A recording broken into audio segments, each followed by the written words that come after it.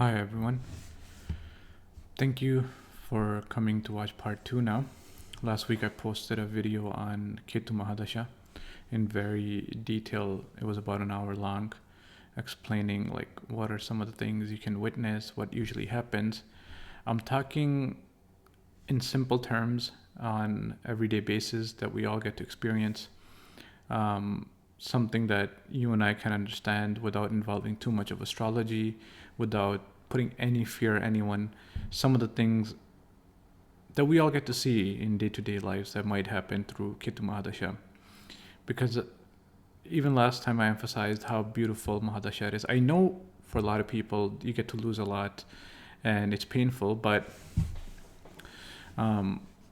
it's very transformational.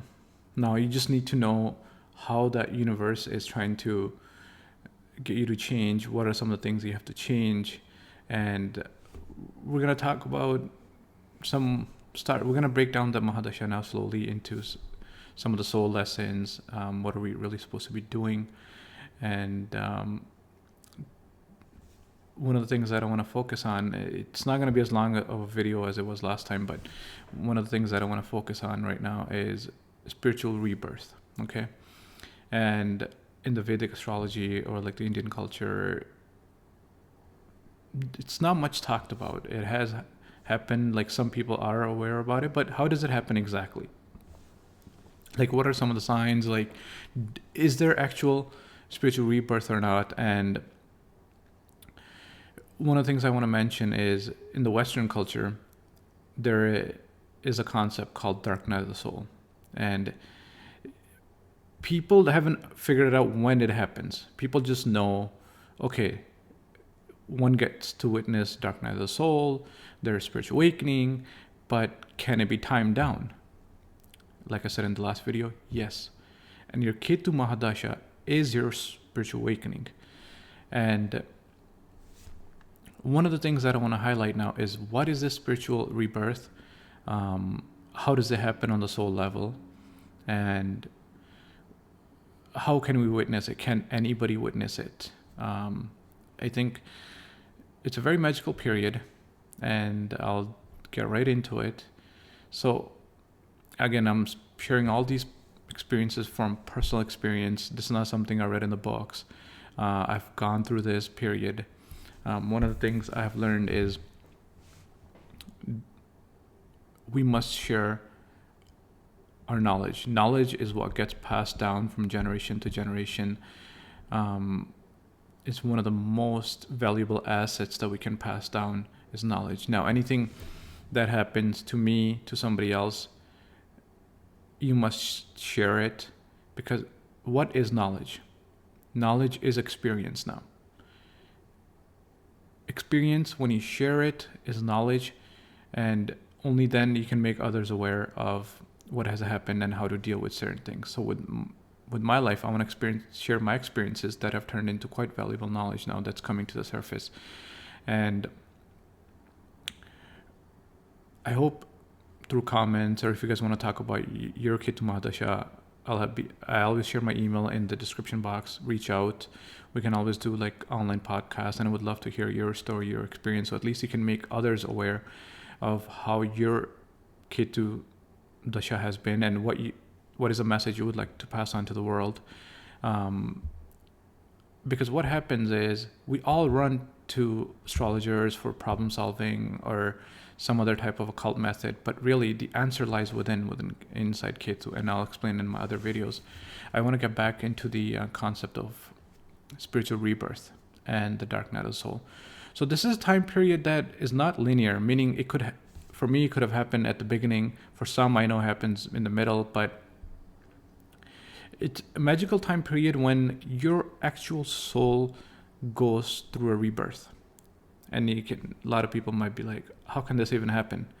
Now, there is a rebirth. If you read some of the ancient texts and stuff like that, and there has been mentions of such and such sage, such and such priest, fakir, whatever language you want to use. Some of them have gone through this transformational rebirth, and you don't need to be very spiritual to experience this. It happens to everybody. When your Ketu Mahadasha comes, you will have a spiritual rebirth. Now, depending on the kind of placements, the type of chart you have, some experience it more intensely, and some it might happen while you're sleeping and you don't even know what happened. And I want to share my experiences. So it's usually on the night of the full moon, and for me, it was a Scorpio full moon, and it was at the start of the Ketu Mahadasha time period. I won't say exactly when, but it was about 6 months into it, and just by that time, everything started at falling apart. Like, this is where I tie in dark night of the soul and your spiritual rebirth together, because your life kind of falls apart completely at the beginning. All your people that are no longer needed in your life, your karma is done with such people, they start leaving your life. And as I mentioned last time, usually at the start of the Ketu Mahadasha, there's something big that happens. And it takes, you want everybody to be there. You want people's support, people's love, to say it's okay, you'll get through this time period, but nobody shows up for you. You might have one or two friends that are very karmically, spiritually tied with you, and they get you through the journey. But usually I've noticed that you're very alone in that time, and it ties in with the dark night of the soul as well. Your body is going through a lot of physical changes because your kundalini is wakening up, and you don't know how to deal with that energy as well. And you think it's because of stress of this event. No. On a spiritual level, you're changing, your kundalini is rising, and in the external world, everybody seems to be just leaving and getting isolated, all alone now. So what is spiritual rebirth? So spiritual rebirth is your soul leaving your body because you have done the karmic cycle with the previous soul. To some, it might not make sense, and I'm just sharing my own personal experience and how it happened. And I hope this will make some people will resonate with it, and some people will get a better understanding of why they felt in such a way that they did in that time period, why their body was shaking. So with me, a lot of things were changing physically around me in the world. A lot of relations were changing. A lot of people were leaving. There was a lot of stress from work. There was a lot of business matters that I had to deal with, and I had no help or support, and I felt like I just didn't have the willpower or the courage. I was almost down to my knees, like, how am I going to fight this? And at the same time, in that month, very specifically, I remember getting a lot of anxiety because my kundalini started to rise, and a lot of the past trauma started coming up to the surface. And I remember very vividly, it was the month it was going to be a full moon in Scorpio, because I've journaled my journey throughout Ketu, so at least I can share my experience through videos and to others how it unfolds. So it was a magical night of the full moon in Scorpio, and I go to bed, and as I'm falling asleep, I can sense the kundalini energy, or my body getting more energetic than other nights and stuff, but I do fall asleep. And after a couple of hours, I see this magical transformation happening, and it's the worst, most scariest experience in your life, because nobody has told you that there comes a time period like that. There's no astrologer or a priest, I'm sorry, but unless in today's world, I find there's not enough mystical or like spiritual folks out there who can guide you in the right way through this type of transformation period. That night, and it's such a quick process, but you see this magical change happening, and that's when you truly realize how the universe works and how you're just part of the whole as a collective. Now, when I saw myself leaving, it's not that I saw a body leaving, okay? We don't change like a body form. Our soul is not in a body form. This is where it's the most beautiful moment. Now, as that soul was leaving, or that energy was leaving my body, that's done the karma, okay? It was taking all my fears along with it. I don't want to list all my different fears that I had pulled out of me that night, but it was very magical that any trauma, any fears that I had suffered in the past, I could just feel them leaving my body. And in the moment, it's a very quick process that night. And within the same minute, I was shown the light of the universe. Now, I'll put in symbol. Our soul bodies are not a huge speck of energy. It's a very small light that we're connected to the universe with. Our souls are very small. Now, I couldn't find an object to represent with it, so the closest thing I got, the size. I want to show you guys what our our universe, like our bodies, the universe energy body, like our soul bodies, how we operate. So I have this little object here. When the bodies exchanged that night, and I was shown like in spiritually that, okay, this was a light that I was shown, and now I know this is inside me. And it's one of the most beautiful transformational time period of all, because you get to see the light. This is the same light that a lot of Reiki healers work with. This is the same light that a lot of gurus and stuff they have recognized that this is where we like to meditate on. This is all we are as humans. Like this is a life force inside the humans. Our bodies, I'll leave this here for now.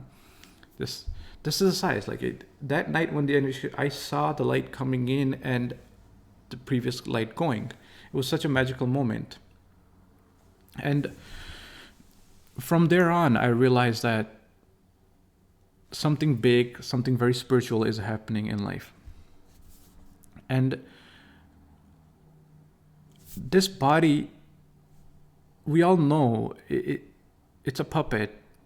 It's a body, it's a tool, it's a vehicle that we're using to accomplish our goal, do some karma with it, speak and stuff like that. But inside this body is a universe life force that's the size of this ball right here.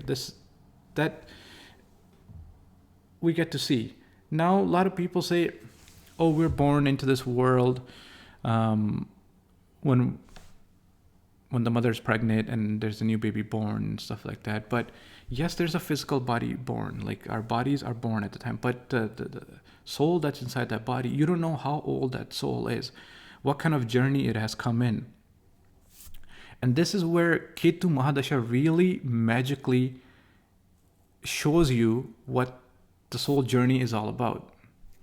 Now, I wouldn't have been able to really get to the bottom of this if it was any other dasha now. I really wanted to share this out there because a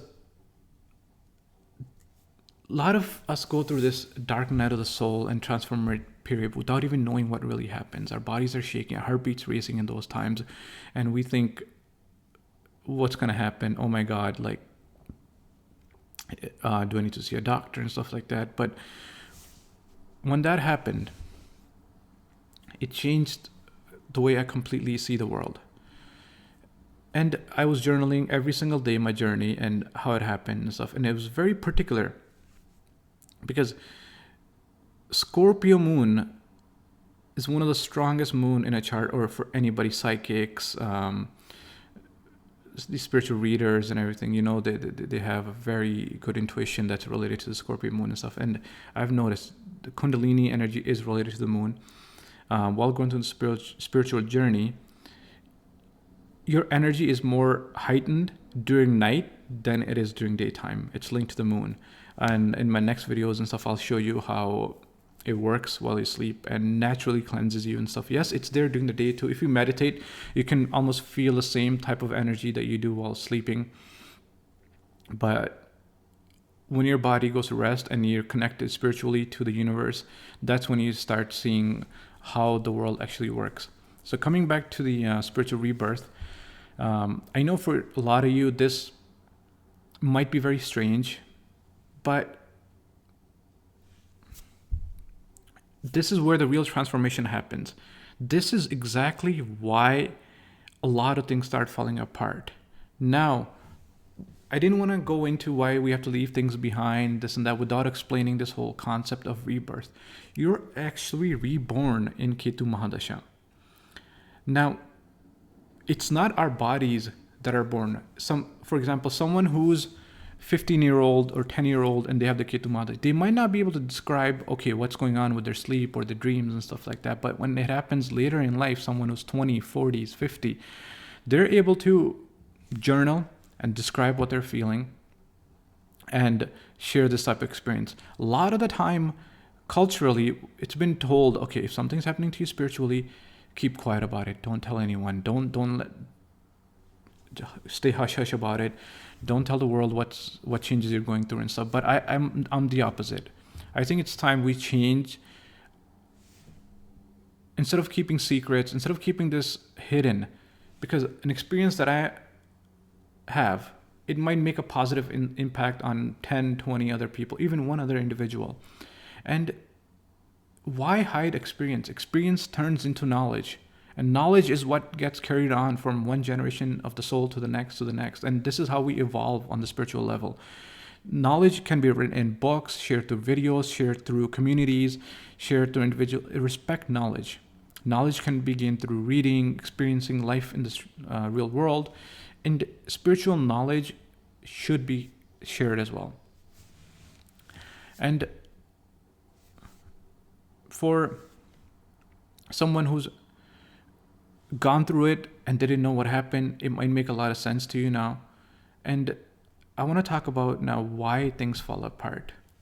So in astrology, the reason I like using astrology a little bit, because it's your manual, okay? Your astrology charts and stuff like that, that's your blueprint of who you are. Not only just in the physical world, but not only the desires you like or how you'll make money in this world, when you'll get married. There's a lot more depth to astrology. And it takes a certain type of individual to be able to understand of what your chart is really saying about you. Astrology is not about going for a reading for 10 minutes to say, hey, when I'll become rich. No, who are you? Astrology is all about, it's like a blueprint of a vehicle, okay? It's not about what light will come on when the oil is running low in your vehicle, when the windshield washer is low.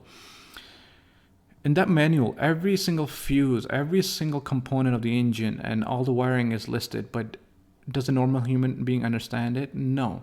This is where I want to help individuals and align who they are spiritually with who they should be in this world, what karma they have pending, and that I'll get into later. But coming back, I like using astrology as a reference because it helps be the bridge between the physical world and the spiritual world, because it gives a lot of understanding why certain things are happening at a certain time. And spiritually, when I was going through all these changes, it was astrology that kind of made sense of the timeline that, okay, this is what's happening. I need to be careful here, or this is what has happened. Now, for why we're reborn, the last time I said in the video, the starting point of astrology, or even our astrological journey, happens with the first nakshatra in the first house. That's Ashwini. It's a healing. That's where Ketu Mahadasha starts up. But just before the start of Ketu Mahadasha, you're ending. What are you ending? You're ending your 12 house cycle. First house, second house, third house. You have experienced it. Now you're in the 12th house. You're ending it. And you're ending with what? You're ending with the last nakshatra, which is Revati. And it's the two fishes. You're completing a cycle.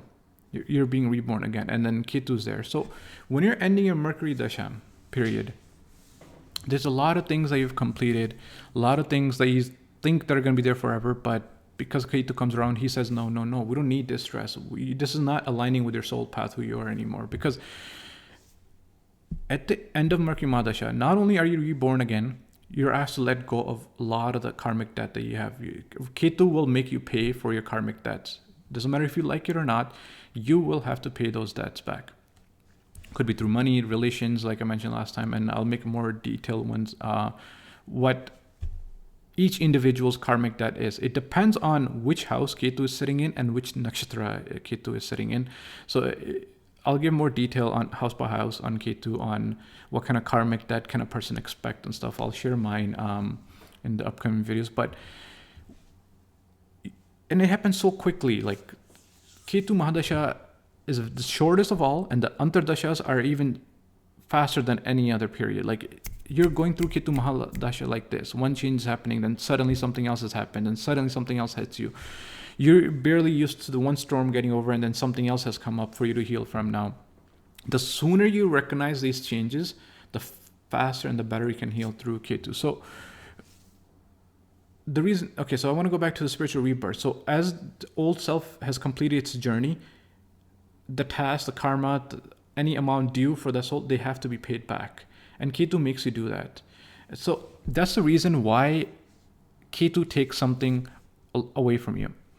It's because you're reborn again. There's a new soul coming into you. There's a new person. You don't even realize it, but that's why people say, "Oh, you come out as a new person after Ketu Mahadasha." That's because you are a new person. On the soul level, you're not the same person you were. Excuse me. So you were not the same person you were in Mercury.